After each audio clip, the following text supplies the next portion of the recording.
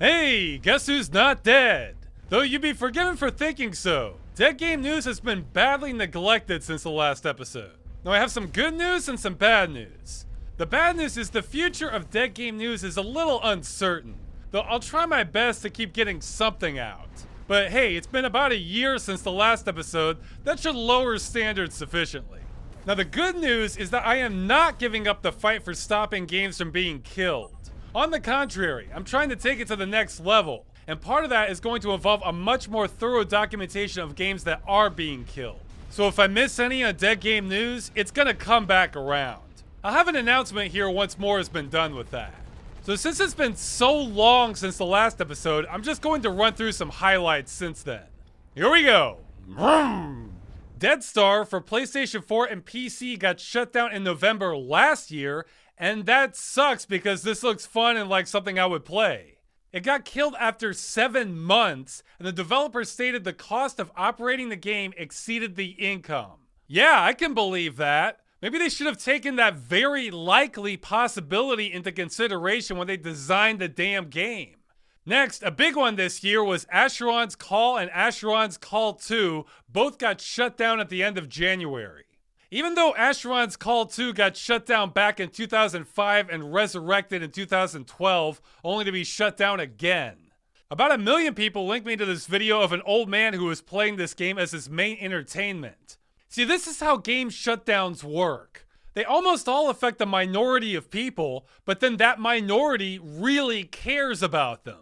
Then a different game will affect a different minority, and it adds up.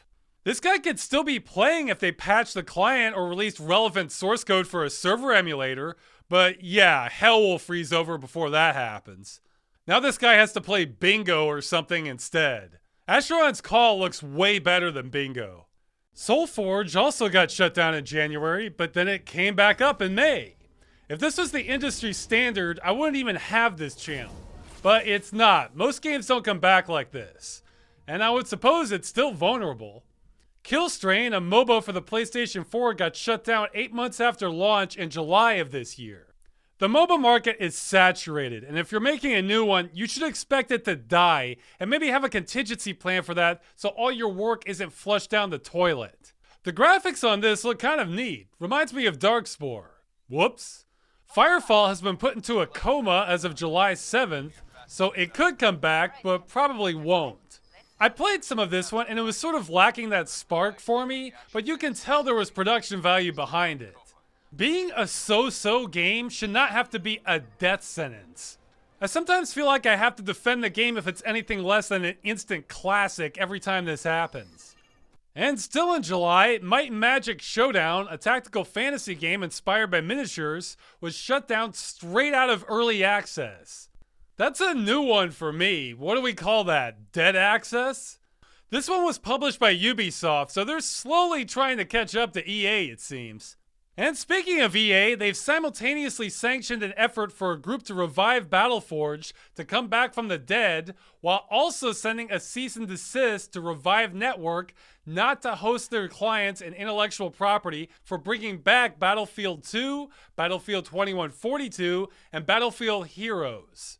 Okay, just to break this down, they also didn't want them using their Battlefield logos and graphics, and I'd say that actually is a reasonable request. But Battlefield 2 and 2142 is no longer even sold by EA. You can only get it from third-party vendors, and even then, those specific clients won't work for multiplayer. And Battlefield Heroes was a free-to-play game that you can't even legitimately get the client from anywhere. If you're confused, that's okay. The simple version is EA is acting very passive-aggressive here in a way that mostly reinforces their games being killed.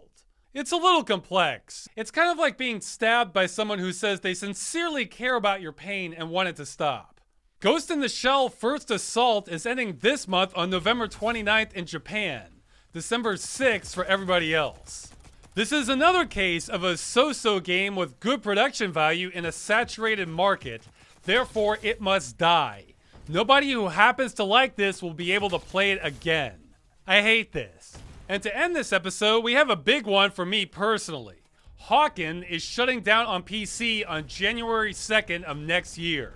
This is one I've always been meaning to get around to playing, and it looks like I can't wait much longer, huh? Now, it's been on the PC since 2014, but it's been on the Xbox One and PlayStation 4 since 2016. So I guess that means they'll be killing those copies in 2 to 3 years. This is weird since it's a big mech game, and you would think a lot of the fanbase would come over from Mech Warrior games on the PC. So yeah, big, awesome mech games don't get to survive, apparently. Oh wait, no, I'm not done. Ubisoft is shutting down online support for so many games, I'm not even going to go over it all. I don't know if this means multiplayer death for these or not. Probably. Just to be clear, I have no issue with a game company dropping support. But guess what? There are ways to make multiplayer games that they can still be played after the publisher stops supporting it. Not that we like to do that now. Finally, if you wish to report Dead Game News, the address has changed to deadgamenews@gmail.com. You can still email me for everything else, but if you specifically want to report Dead Game News, use that address. I won't bottleneck things as much then. That's it for Dead Game News. What a mess.